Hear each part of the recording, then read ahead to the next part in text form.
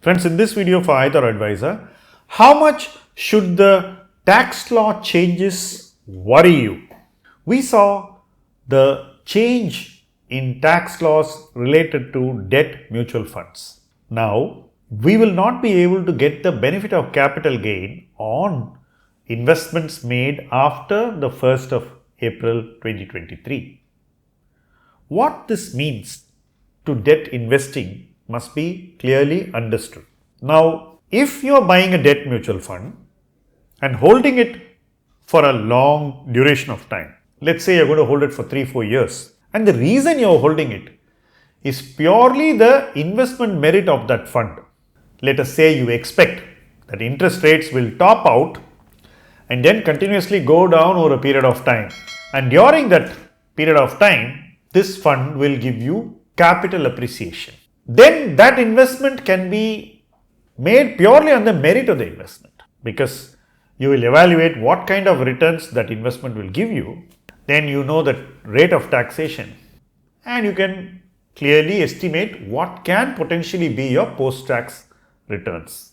Now, simply because the investment will be taxed, it doesn't mean that you will avoid that investment.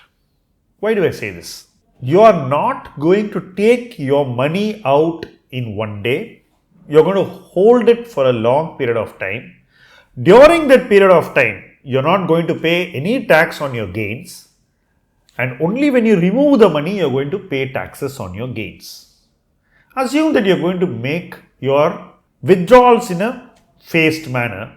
Even then, you would pay taxes only on the actual sums withdrawn. So if you are able to buy a product which itself adapts to the economic circumstances and the debt markets constantly, and it is a well-managed product, you can stay invested in that product for very long periods of time, pay taxes only on the monies that you withdraw, and still get better post-tax returns than you would get if you chose a fixed deposit.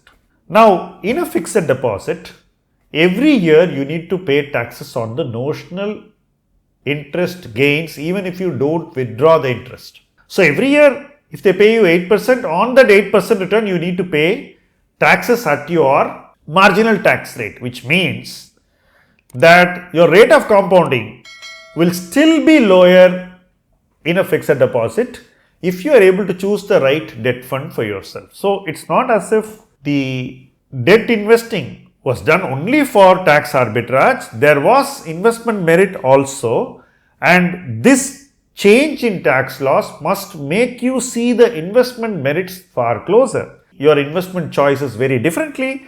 You would make choices which will give you superior performance with more deferred taxes and with better compounding.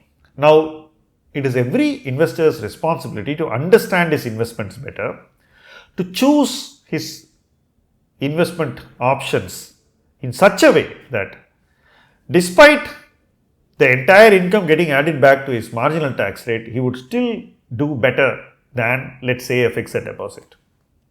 That opportunity very much exists.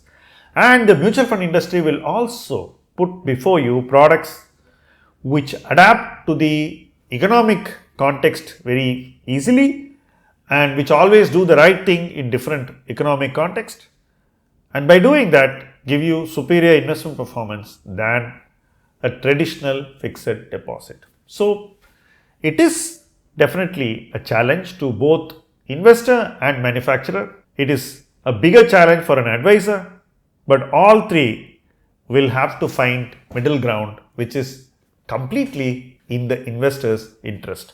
I think that opportunity still exists, and it's up to us to seek out and find those opportunities. Thank you for watching this video.